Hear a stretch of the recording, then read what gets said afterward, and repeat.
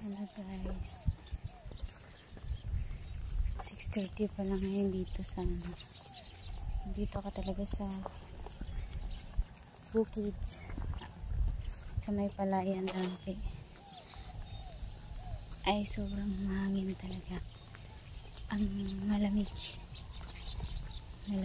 dito maganda ang tanawin sa likod.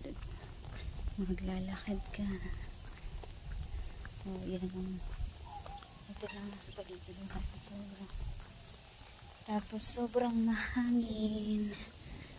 Wala pa ako kasama sa likod kasi maaga pa. Ganda ng tanawin. Tapos mahangin-hangin pa. Maganda pang maglakad dito sa